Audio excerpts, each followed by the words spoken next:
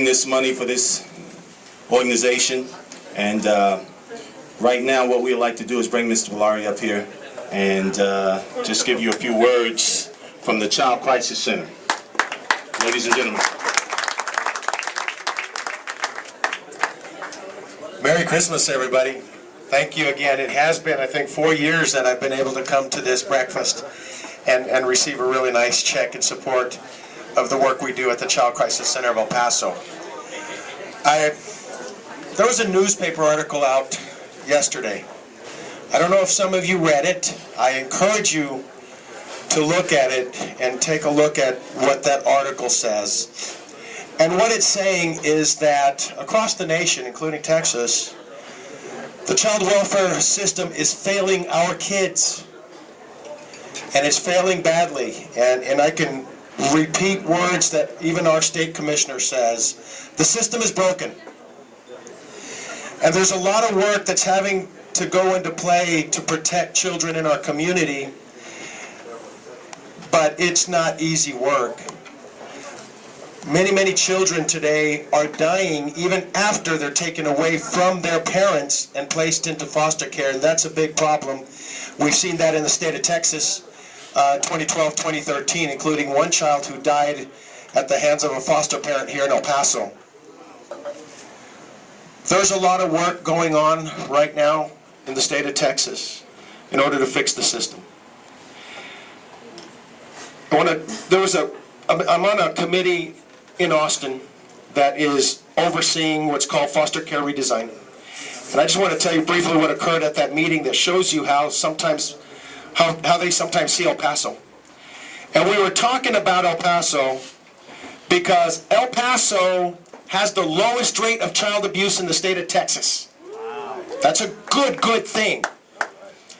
In this meeting, though, which is about privatizing the foster care system, turning it over from the state to independent private contractors, they have the rule of 500. And the rule of 500 says that in order for it to be profitable for somebody to take up the local system, you have to have 500 kids annually going into the system.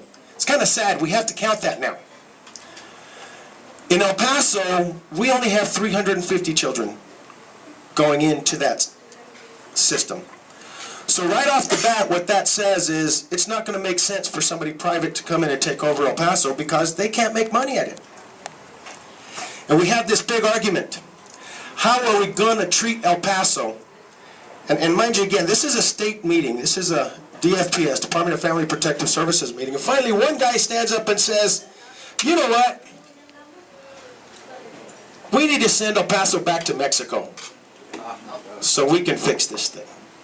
And after my shock of hearing that statement in this meeting, I got up and I said, you know what?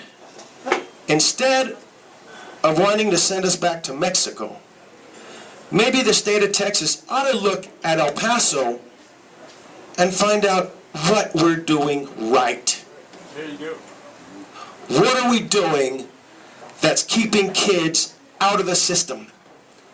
And let me tell you what we're doing. The Child Crisis Center.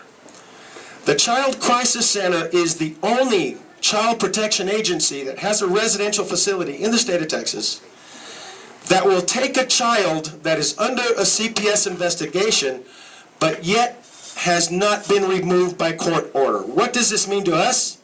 It means that the state does not pay for this child. We have to find the money to pay for 70% of the children that we take care of, 70%, who have an open CPS investigation, who are at risk because the investigator has asked the parent to voluntarily admit them into the Child Crisis Center of El Paso.